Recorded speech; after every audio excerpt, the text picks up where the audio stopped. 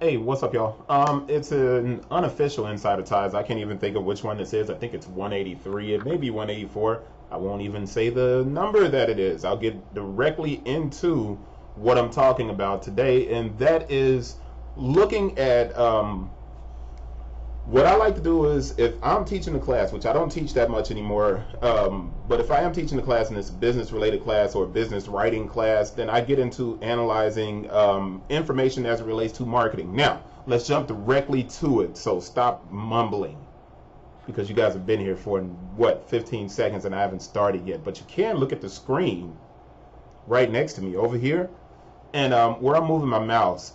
I wrote a post on the website. And the name of that post was Puma and MIT Lab introduced Xetic cushioning. And it reminds me of my 3D displacement tech. Disregard anything that I have to say about my 3D displacement tech. That was something that 361 developed. I wanted to work on it with them and create my basketball shoe.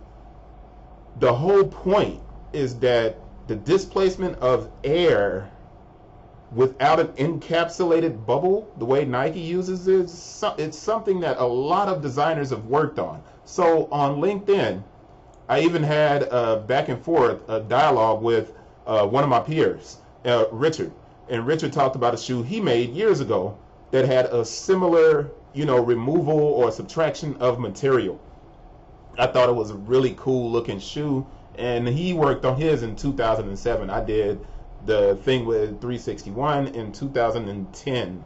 So his was even before mine. So people have been thinking about subtracting material to create cushioning, this more, less is more. Subtractive is more as opposed to being removing it and it's not being as sturdy.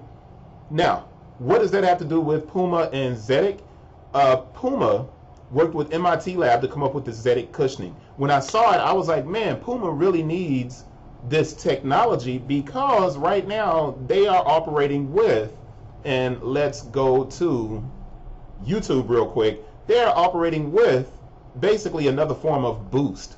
And the problem with operating on the same cushioning platform as Adidas is that you're now competing against Adidas for customers using the same technology. So you guys are basically saying, hey, I'm using Boost better than this company.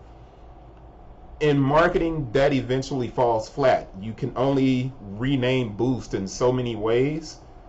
And when they decided to introduce Xetic with MIT Labs, when they went in and when I saw it, I was like, oh man, that's great. Because now, when I talk about marketing, I use this thing called niche out and endears. And endears is a process where you educate the consumer and then you notate it and you document it and then you entertain the consumer and then you articulate that message to the consumer and hopefully that consumer will support you.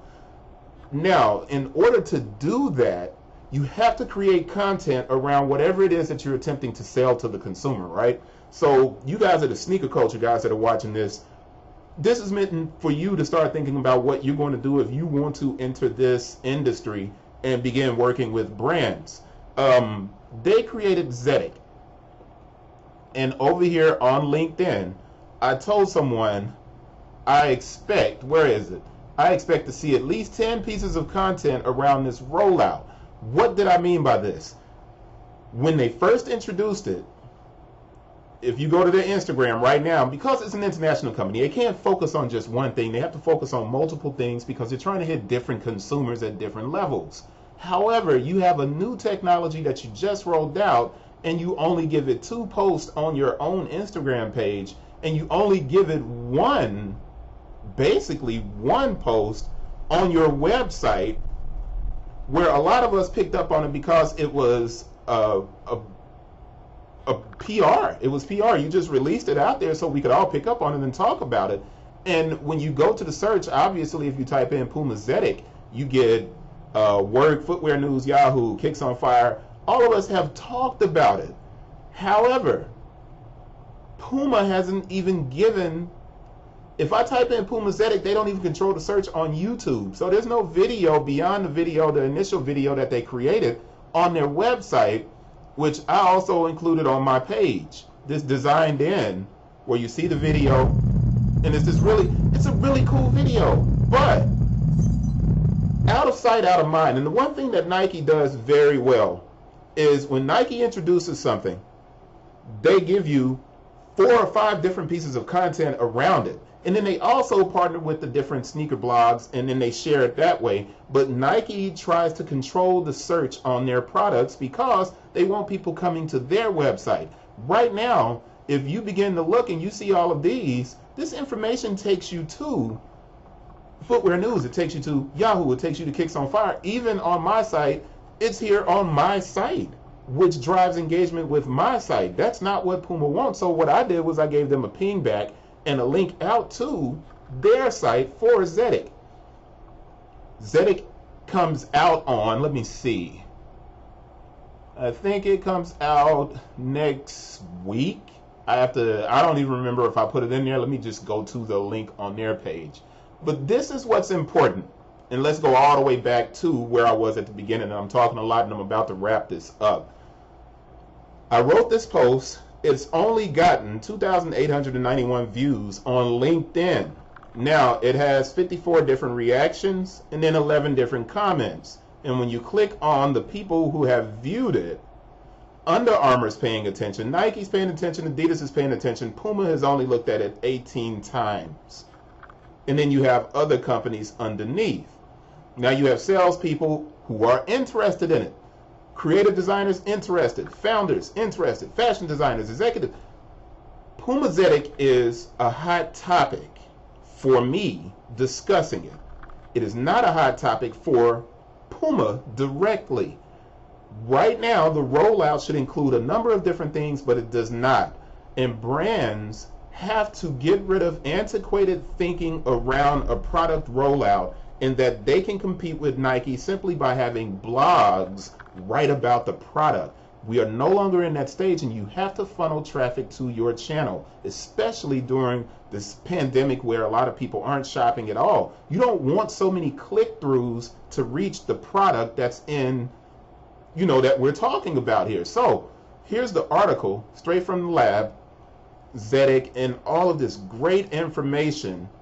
And as I scroll through here, you have a little bit of, I would love to see a video with the senior head of innovation at Puma. I'd love to see a video with designers. Now, it came out on August 15th in Europe, August 28th in America on Puma.com. Can I click this link to go to a splash page and sign up? No, there's so much wrong with the PR release on this shoe and the push by the brand.